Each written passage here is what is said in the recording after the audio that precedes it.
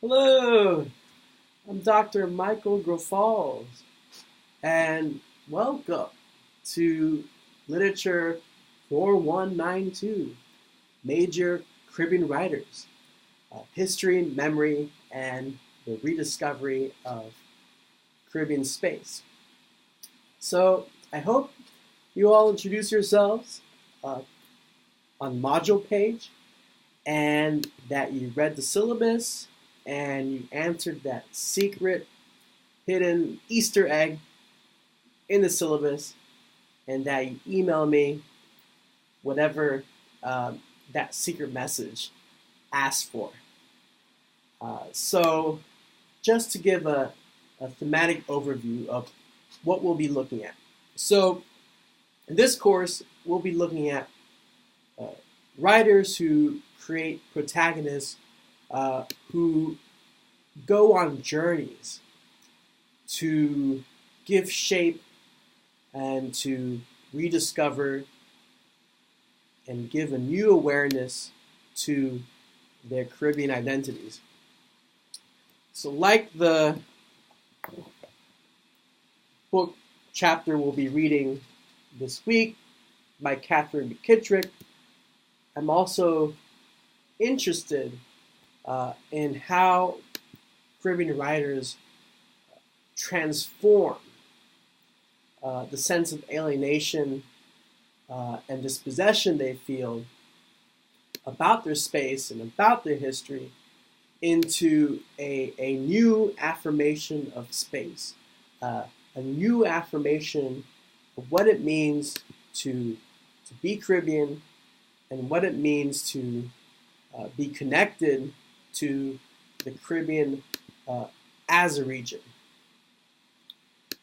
So, in order to develop that new sense of identity, these writers have to go through the violence of Caribbean history. Now, the Caribbean has a long history of colonization. It was in fact, the first space in the New World was colonized by the Europeans when Christopher Columbus, quote unquote, discovered the New World in 1492. He actually, the first island he landed on was in the Bahamas, right? And this colonization virtually exterminated the native population of the Caribbean. And then after that, there was this mass dislocation, this mass transportation of enslaved Africans into the New World to harvest sugar, which was the main cash crop, one of the main cash crops in the 18th century and 19th century New World economy. So when we look at this history of displacement, we realize that thematically, the Caribbean is about diaspora. Diaspora refers to the mass movement of peoples away from their homelands. We could also say that diaspora is about the struggle to create a new sense of meaning outside of one's origins. So virtually everyone in the Caribbean is from somewhere else, has been part of a diaspora. And this theme is very important. So unlike much of U.S. American literature, there's this need, there's this urgency to be connected to one's origins. There's a need to feel connected to some place other than the island that these writers and characters inhabit.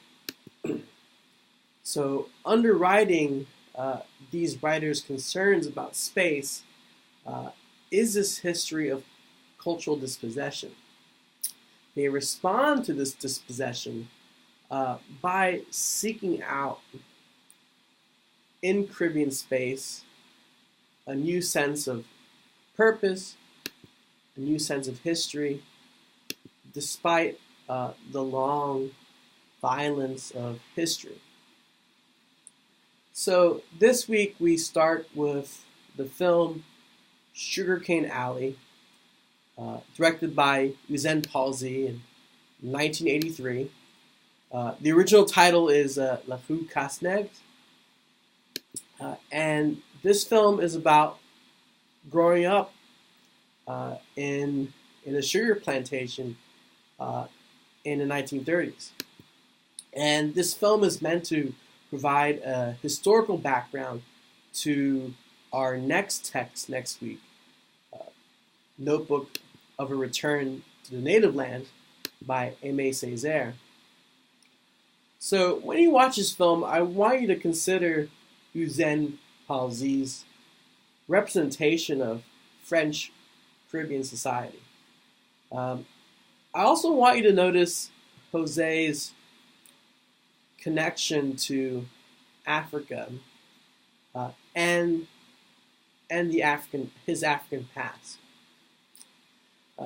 Finally, the film is based originally on a novel by the same name by Joseph Goebbels. And that novel, like the film, is a Bildungsroman. It's a story of coming of age. It's a story of a coming to consciousness. So I want you to notice how the film represents that coming to consciousness in its narrative. Because our next text is also a text about a Caribbean coming to consciousness. So I want you to be aware of those ideas when you watch the film. Then you're reading the chapter by Catherine McKittrick. This chapter will provide the theoretical and intellectual foundations that we'll be using to talk about all the readings in our course. So read that very carefully. Please take a note of the ideas that McKittrick uses, because you'll be using that, especially for your first essay on Aimé Césaire, where you'll be using ideas from McKittrick's Demonic Grounds. So this week, on Friday, your first discussion post is due. It's a post that's on the film and on your impressions of Catherine McKittrick's chapter. Then I'll be responding to your posts, and if I want clarification, if I want a deeper response, I'll be asking for that. So please respond to that if you're given that opportunity to clarify something. That's all part of the grade. And then on Saturday, you're responding to a fellow classmate's post so that we create a longer discussion thread. So let me talk about the text you'll be needing for this course. Next week, we'll be reading the poem by Aimé Césaire, Notebook of a Return to Native Land, which is in the bookstore. The week after that, we're reading the foundational Cuban novel, The Kingdom of This World, by Alejo Carpentier, which is also in the bookstore. Then we read Polly Marshall's Praise Song for the Widow, also in the bookstore. But the last novel I read is actually not in the bookstore. So Perhaps you need to go on Amazon and purchase it, but please have this by that second to last week of class. You'll need to have this read. And those are the texts that you need for this course.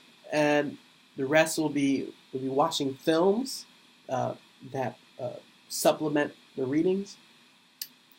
And that's it for now. So if you have any questions, please email me. And just note that this week you have to watch the film, Sugarcane Alley. You have to read that chapter from McKittrick's Demonic Grounds, and then do those two or three components of the discussion post, and then you'll be good. So I'm really looking forward to hearing how you introduce yourselves. I'm looking forward to reading your responses to these texts, and expect another video on the film later on in the week. I'll be doing another video. So looking forward to hearing from you. We're going to have a great time. I'm so excited for this. I'll see you soon. Bye.